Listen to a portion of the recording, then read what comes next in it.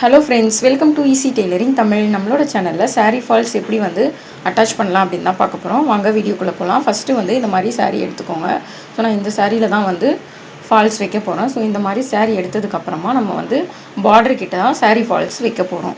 So saree falls நம்ம எடுத்துக்கலாம். So நம்ம சாரீக்கு என்ன கலர் இருக்கோ அதுக்கேற்ற மாதிரி கலர் சூஸ் பண்ணி saree ஃபால்ஸ் வாங்கிக்கணும். ஸோ saree ஃபால்ஸ் வந்து இப்போ இந்த மாதிரி ஓப்பன் பண்ணிக்கோங்க. இவ்வளோ லென்த்தில் தான் இருக்கும். ஸோ இப்போ இது பார்த்தீங்கன்னா இந்த ரெண்டு சைடுமே வந்து க்ளோஸ் பண்ணி தான் இருக்குது.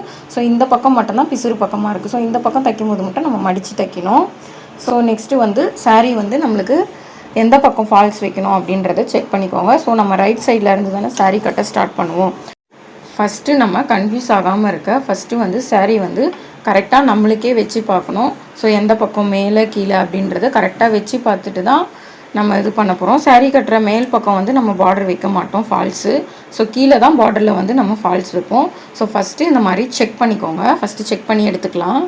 இப்போ நம்ம வச்சு பார்த்ததில் வந்து ரைட் சைடு வந்து இந்த பக்கம். ஸோ நம்ம இந்த பக்கம் கட்டுறதால மேலே வந்து நம்ம ஃபால்ஸ் வைக்க முடியாது. கீழே டவுன் ஆகிறதுல மட்டும்தான் நம்ம வந்து ஃபால்ஸ் வைக்க போகிறோம்.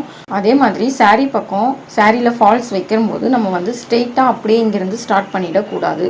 ஏன்னா நம்ம வந்து கொஞ்சம் கேப் விட்டு தான் ஸ்டார்ட் பண்ணணும். நம்ம கையளவுலேருந்து 1 ஜான் 1.5 ஜான் அந்த மாதிரி விட்டுக்கோங்க.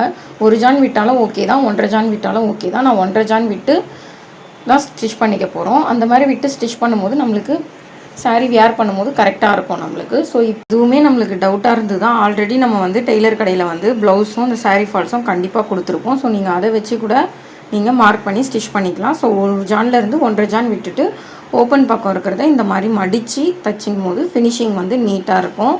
ஸோ இப்போ நம்ம ஸ்டிச் பண்ணி தான் எடுக்க போகிறோம். ஸோ இந்த மாதிரி வச்சுக்கோங்க. இந்த மாதிரி நம்மளுக்கு அப் அண்ட் டவுன் மாறாமல் இருக்க ஒரு குண்டூசி கூட குத்தி வச்சுக்கோங்க. உங்களுக்கு நம்ம ஸ்டிச் பண்ணும்போது கன்ஃபியூஸ் இல்லாமல் ஸ்டிச் பண்ணுவோம். இப்போது நம்ம ஸ்டிச் பண்ணி எடுத்துக்கலாம். ஸோ இந்த மாதிரி 1.5 ஜானில் விட்டு மறுபடியும் காட்டுறேன். 1.5 ஜானில் விட்டு நீங்கள் வந்து இந்த மாதிரி குண்டூசி வந்து குத்தி வச்சுக்கோங்க. நம்மளுக்கு மாறாமல் இருக்கும். ஸோ இப்போ அப் அண்ட் டவுன் வந்து கிராஸ் செக்கும் பண்ணிக்கோங்க. ஸோ கரெக்டாக இருக்குது எனக்கு. ஸோ நான் கிராஸ் செக் பண்ணிவிட்டேன். இந்த சைடு ரைட் சைடு, இந்த பக்கம் எனக்கு லெஃப்ட் சைடு கிட்ட தான் மடிப்பு வருது. ஸோ இப்போ செக் பண்ணி எடுத்துட்டோம். நம்மளுக்கு கரெக்டாக வருது. அதே மாதிரி நம்ம saree ஃபால்ஸ் வைக்கும் போது ஒரு விஷயத்தை வந்து நோட் பண்ணணும். ஸோ இப்போ வந்து இதே மாதிரி வச்சிடக்கூடாது. saree ஃபால்ஸும் ஒன்றா இருக்க மாதிரி வைக்கக்கூடாது. கொஞ்சம் இந்த மாதிரி உள்ளே தள்ளி வைக்கணும். ஏன்னா நமக்கு வந்து எப்போவுமே வந்து ஈவனாக இருக்கும் அப்படின்னு நம்ம சொல்லவே முடியாது சாரியோட பார்டர் லைன் வந்து. ஸோ அதனால் வந்து எப்போவுமே வந்து கொஞ்சம் உள்ளே தள்ளி இந்த மாதிரி உள்ளே தள்ளி வச்சிங்கன்னா உங்களுக்கு saree ஃபால்ஸ் வந்து saree கட்டும் போது நம்மளுக்கு அது வந்து வெளியே தெரியாது. ஸோ அதனால் வந்து நீங்கள் இந்த மெத்தடை ஃபாலோ பண்ணிக்கோங்க. ஸோ இதே மாதிரி லைனாக ஈவனாக தைச்சிட்டு வாங்க. அதே மாதிரி பார்டர் வந்து முன்ன பின்ன இருக்கலாம். ஆனால் நீங்கள் அந்த saree ஃபால்ஸோட ஸ்ட்ரெயிட்டை பார்த்துட்டு அப்படியே ஸ்டிச் பண்ணிவிட்டு வந்துடுங்க. இப்போ அந்த saree ஃபால் வந்து ஸ்ட்ரெயிட் லைன் வந்து எண்டு முடிகிற வரைக்கும் தையல் போட்டு எடுத்துக்கலாம். அதே மாதிரி நம்ம saree ஃபால்ஸ் வந்து தைக்கும் போது நம்மளுக்கு வந்து அந்த சாரியோட பார்டரும் சரி saree ஃபால்ஸும் சரி தூக்காமல் ஈவனாக பதிகிற மாதிரி ஸ்டிச்சிங் போட்டுக்கோங்க. அப்போ தான் வந்து நம்மளுக்கு saree கட்டும் போது saree வந்து தூக்காது.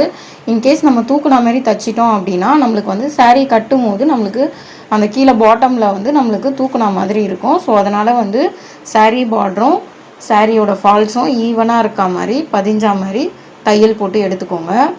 ஸோ ஸ்லோவாக கொஞ்சம் கொஞ்சமாக நீங்கள் ஸ்டிச் பண்ணி ஸ்லோவாக கொஞ்சம் கொஞ்சமாக நீவி விட்டு ஸ்டிச் பண்ணி எடுத்துகிட்டு வந்தீங்கன்னா நம்மளுக்கு saree ஃபால்ஸ் வந்து கரெக்டாக வந்துடும். இப்போ அந்த பிசுறு பக்கம் வந்து மடித்து விட்டுட்டு சாரியையும் லைனிங் கிளாத்தையும் ஈவனாக வச்சு நீவி விட்டுட்டு லைட்டாக தைச்சிட்டு எடுத்துகிட்டு வாங்க. பொறுமையாக ஸ்லோவாக ஸ்டிச் பண்ணி எடுத்துகிட்டு வாங்க. ஸோ இங்கே இந்த இடத்துல வரும்போது நிறுத்திட்டு அப்படியே திருப்பிட்டு இந்த பாக்ஸ் மாரி ஸ்டிச்சிங் போடணும். இதை அப்படியே திருப்பிட்டு குண்டூசியை உள்ளே குத்திட்டு அதுக்கப்புறம் அப்படியே திருப்பும் போது நம்மளுக்கு அளவும் மாறாமல் இருக்கும், துணியும் விலகாமல் இருக்கும். ஸோ இப்போ வந்து இந்த மாதிரி மடிச்சுட்டு இதில் ஒரு ஸ்ட்ரெயிட் லைன் போட்டு எடுத்துகிட்டு வந்துக்கலாம். ஸோ இதில் ஸ்ட்ரெயிட்டாக ஸ்டிச் பண்ணிக்கலாம். இந்த மாதிரி ஸ்லோவாக ஸ்டிச் பண்ணதுக்கப்புறமும் அதே மாதிரி தான் நீங்கள் குண்டூசி குத்திட்டு அதுக்கப்புறம் இப்படி டர்ன் பண்ணும்போது உங்களுக்கு துணி வந்து விலகாமல் இருக்கும். ஸோ நீங்கள் இந்த மாதிரி ஸ்டிச் பண்ணி எடுத்துகிட்டு வாங்க. ஸோ இப்போ இதுலேயும் நம்ம வந்து ஒரு ஸ்ட்ரெயிட் தையல் போடலாம். இது வந்து எட்ஜி தையல் தான் போடணும். உங்களுக்கு தெரியணுன்றதுக்காக தான் நான் வந்து கொஞ்சம் தள்ளி போட்டிருக்கேன். ஸோ இந்த மாதிரி எட்ஜிலேயே போட்டுட்டு வாங்க. இன்கேஸ் உங்களுக்கு புதுசாக பழகுறவங்களுக்கு எல்லா தையலுமே உடனேலாம் வராது. நம்ம ப்ராக்டிஸ் பண்ண தான் நம்மளுக்கு வரும். ஸோ கொஞ்சம் தள்ளி போட்டாலும் ஒன்றும் பரவாயில்ல, ஒன்றும் பிரச்சனை கிடையாது. ஸோ முடிஞ்ச அளவுக்கு எட்ஜி தையல் போட வந்து ட்ரை பண்ணுங்கள். ஸோ இந்த மாதிரி ஸ்லோவாக எட்ஜி தையல் போட்டு எடுத்துகிட்டு வந்துடுங்க ஸ்ட்ரெயிட் லைனில்.